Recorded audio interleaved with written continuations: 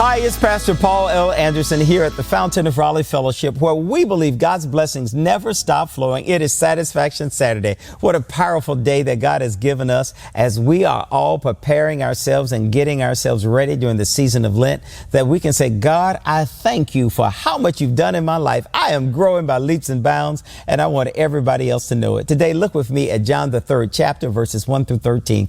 This is a very powerful message that tells us about a man by the name of Nicodemus. See, he was a Jewish leader. He was one of the Pharisees. He comes to Jesus at a dark evening, a time in which nobody could see him. I guess you can say he's like a secret agent man. You know, it's amazing how so many times you and we want to wait until nobody else is watching, that we can go and have time with God. You know, it's nothing like having a conversation with Jesus late in the evening when nobody else can bother you, when you're all alone. But we find out Nicodemus in the passage, he goes to Jesus at night because he didn't want to be seen. How many of us sometimes don't want to be seen with God? Seen with God by doing the right things he's called us to do. Seen with God by living out the life that will give him glory. But that's another story on another day.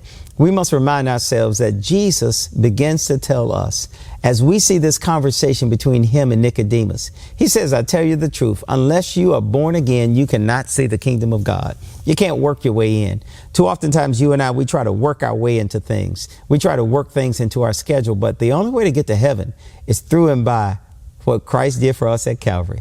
Oh, I'm so glad that that's the way you get in, because some of us couldn't afford it. Nicodemus asks, if I'm old, how can I enter the second time into my mother's womb? But Jesus tells him, you must be born of water and of the Spirit. Humanly possible, you can't do it. But you must know that it is done through and by the power of the Spirit. You know, the wind blows. You don't know where it's coming from. All you know is that the wind is blowing. And Nicodemus needs to understand that Jesus is coming from a place that he's never been.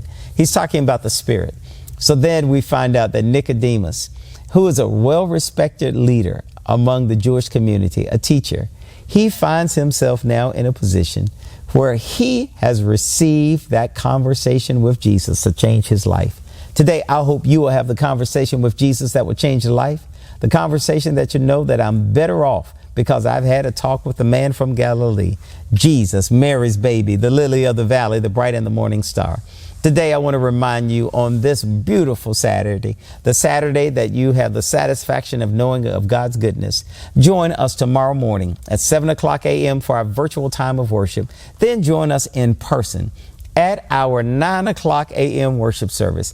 Our young people will be leading us in worship. Come and see the wonderful gifts and talents that God has already entrusted in them as they share their goodness with the world. May God bless you. May heaven smile upon you. We'll be saving a seat for you. So take the Lord with you everywhere you go, and we'll look forward to seeing you tomorrow morning at the Fountain of Raleigh at 9621 Six Forks Road.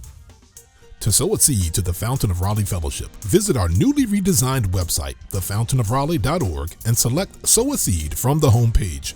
Also, giving has been made easier with the new Fountain of Raleigh app, available now in the Apple App Store and Google Play Store.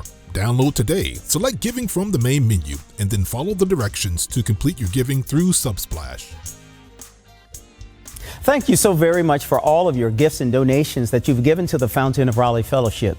We thank you for what you've done in the past, what you're currently doing, and what you will do in the future.